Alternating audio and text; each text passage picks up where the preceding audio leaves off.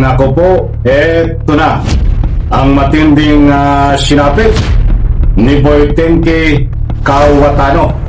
Shoot ho sa loob ng kulungan. Alright, welcome back to my YouTube channel. I'm Andes Vlog. Mga kaibigan, bagong labas, mainit-init pa na balita tungkol dito kay Boy Tenke Kawatano. Shoot ho sa loob ng kulungan, kinumpirma mga kaibigan. Isang like sa video na ito kung nagustuhan niyo po, please subscribe my YouTube channel. Isang like ho, palambing mga ka-PBBM. Ito, kinumpirma ho na shoot na sa kulungan itong si Boy Kawatano. Anong ibig sabihin po nun, mga kaibigan? Sa kulungan na itong si Boy Tenke Kawatano. Kapit mga kaibigan, kapanapanabik. Hindi naman po lingid sa inyong kalaman ang lumabas na nakuha na matibay na ebidensya laban ho kay Boy Tenke Kawatano. May kaugnayan ho sa flood control scandal. Ay yari ka ngayon. Sino ba ang nauna sa mga kulungan ng mga DDS senador nasangkot sa flood control scandal? Nandiyan po si Jinga Estrada, nauna na rin si Rebella, nandiyan din ho itong si Marco Beta, Mike Depresia, pero ibang kaso naman ho yan mga kaibigan.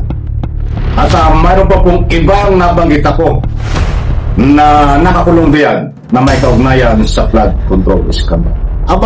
Ay nadagdagan ho ni Boy Tenke Kawatano. Kaya't mga kaibigan, hindi po ito fake news.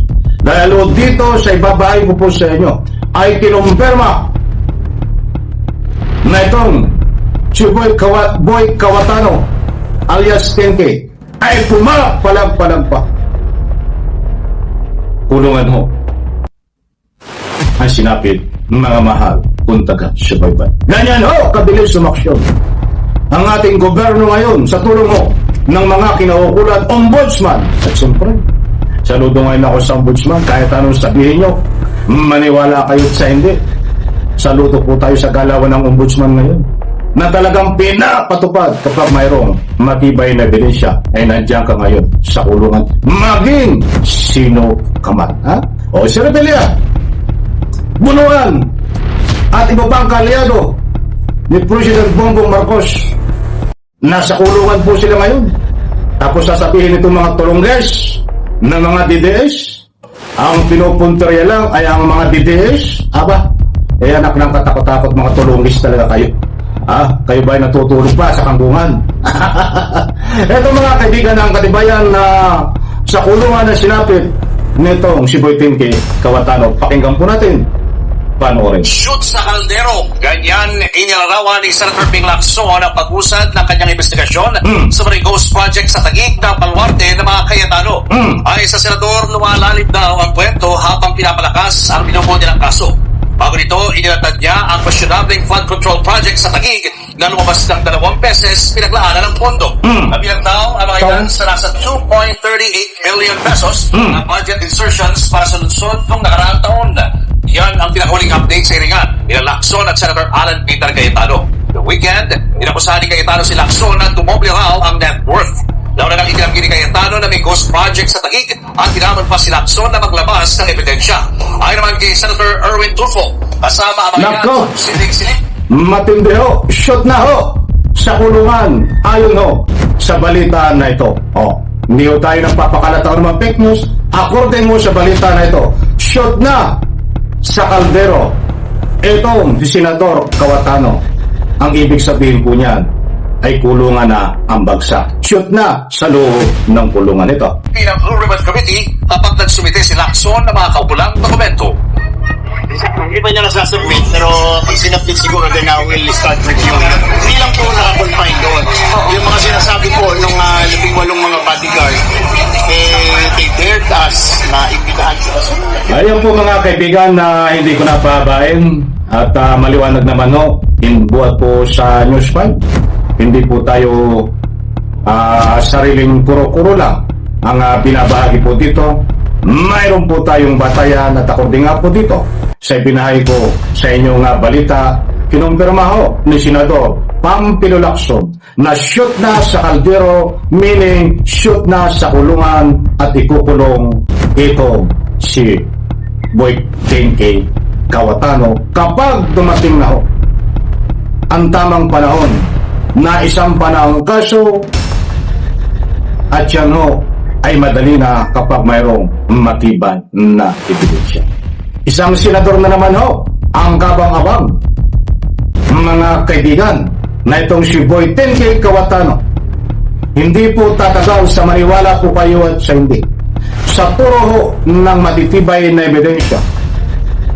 Nako, tama ho, I salute, I agree, naniniwala po ako, I believe, lahat-lahat na lang, paniniwala, ay gagawin ko.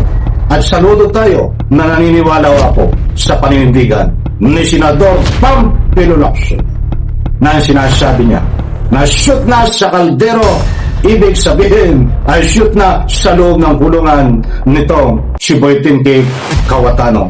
Ako po ay naniniwala at malaki ang paniniwala na totoo po mangyayari yan pagdating ng panahon. Maliwanag po mga kaibigan, ano po ang masasabi mo? Karapatan nyo magbigay ng anumang public opinion diyan sa comment section, kaya pag mayroon po kayong pagkakataon, inaanyayahan ko kayo magbigay ng anumang public opinion. Karapatan nyo po yan mga kaibigan.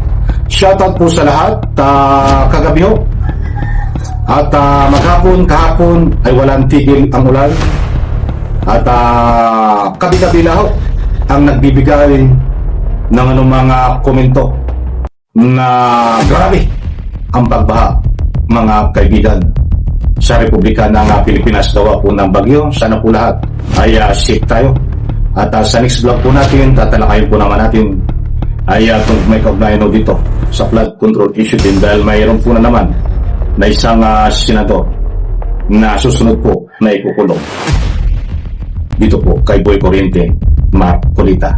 Nako, may naamoy na po ako. But bueno, sa next vlog ko, mga kaibigan, babahay ko po sa inyo yan. Isang senador na naman, maliban kay Boy Tenke Cayetano, ang nalalapit na po, arestuhin. Hindi ko po pangunahan ang anumang ahensya dito, but mayroon po tayong nakalap na matibay kapanipaniwala na impormasyon. Malapit na. Sino ito? Hulaan sa comment section. Pili ko kayo mag-comment kung sino ito. Yes. Sa like at share sa video na ito. Salamat po.